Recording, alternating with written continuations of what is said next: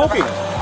No, turn off the smoke again. Yeah, turn the car off. We're just gonna get turn the car off. Turn the car off. I did. It's been off though. Can you hop out of the car, please? Yeah. The woman's peculiar behavior suggested that she might have been under the influence of a substantial amount of unidentified drugs. When the officer asked about the situation, inquiring if there had been any collision, the woman replied with a firm no. She went on to clarify that the car's air conditioning was running at its highest setting, and it was her boyfriend who had been behind the wheel. So what happened? Where did you guys come from? Barnes & Noble. You drove over here? Yeah, we live in Shorewood. And it was fine. We bought it literally a week ago. Did you guys hit anything? No.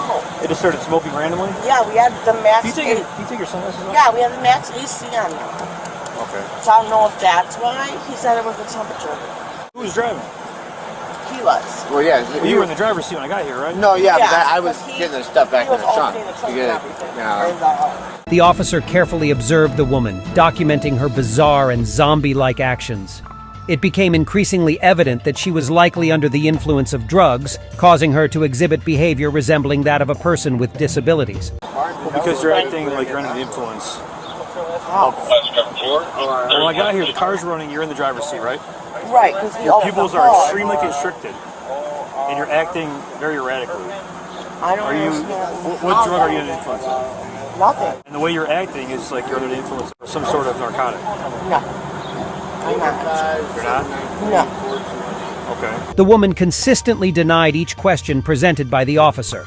Therefore, the officer decided to proceed with a field sobriety test, taking into account that the woman was in the driver's seat upon their arrival. Remarkably, the woman readily agreed to participate in the test. Are you okay with doing some tests to make sure you're good to drive? Absolutely. When I got here, you were in the driver's seat. Absolutely, but I won't be able to drive. Why can't you? I mean, I can if I need to, but...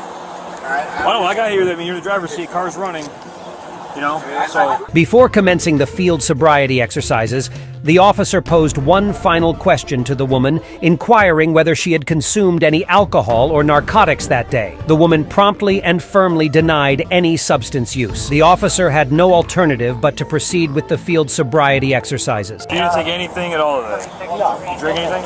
No. Never. Nothing at all? Kool-Aid. That's in the car. No alcohol? No.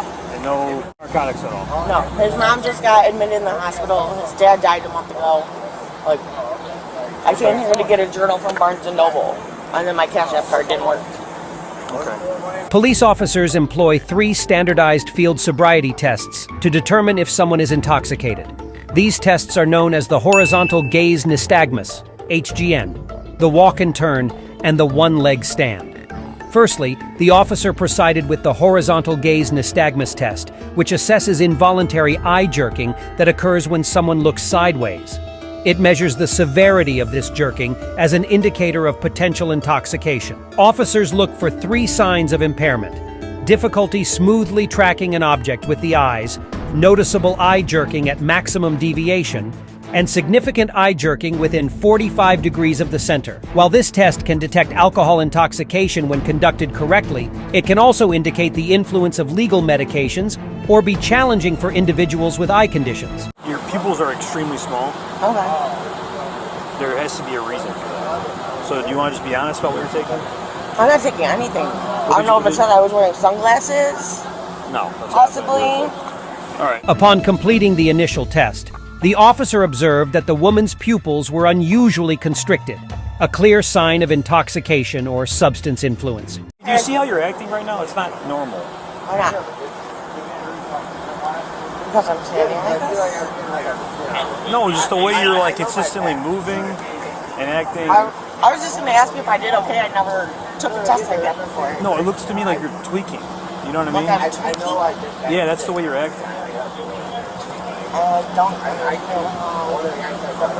The officer, growing increasingly concerned, pointed out the woman's abnormal behavior and even used the term tweaking to describe it. When asked if there were any illegal items in the car, the woman denied it.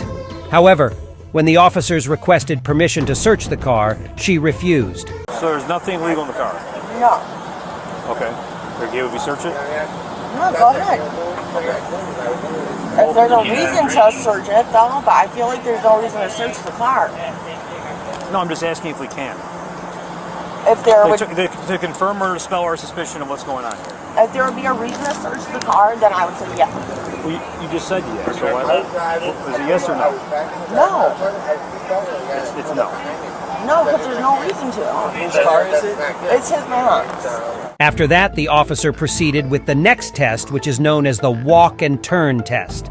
During the walk and turn test, you'll start with one foot in front of the other, maintaining heel-to-toe contact, and your hands at your side. Walking 9 steps forward, heel to toe, you'll then pivot and take 9 steps back. This tests your balance and ability to follow instructions without using your arms for balance or deviating from the designated path. While you're walking, keep your arms down your side, watch your feet at all times, and count your steps out loud. Once you start the test, don't stop until you complete the test.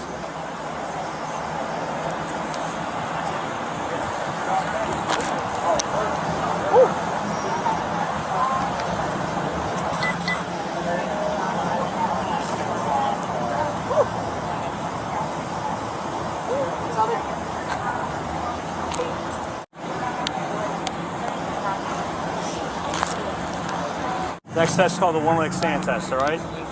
Stand your feet together, arms on your side. After this test, the officer conducted the other test, which is known as the one-leg stand test. In the one-leg stand test, you'll be instructed to raise one leg about 6 inches off the ground, flex your foot, and keep your hands by your side. You may need to count out loud for around 30 seconds or until told to stop. Avoid hopping or lifting your leg too high to maintain balance. Staying composed and relaxed is key to performing well in this test. All right, begin.